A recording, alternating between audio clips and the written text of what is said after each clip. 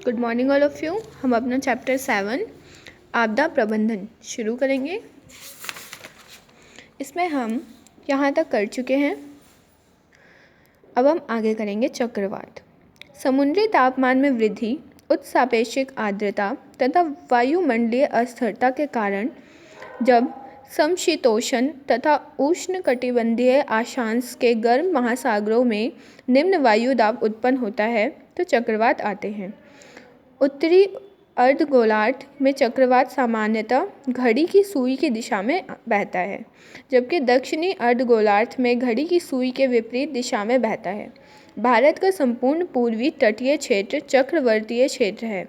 मुख्यतः बंगाल की खाड़ी मुख्य प्रभावित राज्य गुजरात, महाराष्ट्र, उड़ीसा, आंध्र प्रदेश, तमिलनाडु तथा पश्चिम बंगाल है। उच्च तीव्रता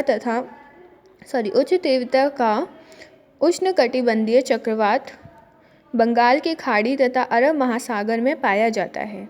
यह मौसमी होता है तथा ग्रीष्म ऋतु के अंत में यह उत्पन्न होता है। इनकी उत्पत्ति का कारण तापमान में विभिन्नता है। यह अलग अलग स्थानों पर विभिन्न नामों से जाने जाते हैं, जैसे भारत में चक्रवात, ऑस्ट्रेलिया में विली, प्रशांत महासागर में टाइफून, अटलांटिक महासागर में हरिकेन तथा दक्षिणी पूर्व संयुक्त राज्य में टॉर्नेडो, छोटे आकार का प्रचंड उष्णकटिबंधीय चक्रवात आदि। चक्रवात बहुत प्रबल होते हैं और तटीय क्षेत्रों में भारी मात्रा में धन जन की हानि का कारण बनते हैं। जब बादल एक केंद्र के चारों ओर इकट्ठा होता है तो इसे चक्रवात का नेत्र कहा जाता है।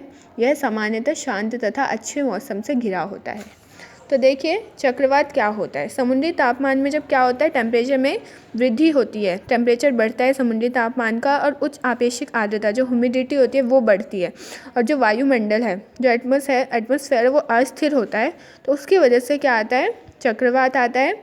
और वायु दाब, और फिर क्या होता है, उसकी वजह से महासागरों में, ओशियंस में वायु दाब, प्रेशर उत्पन्न होता है, उसकी वजह से चक्रवात आ जाते हैं।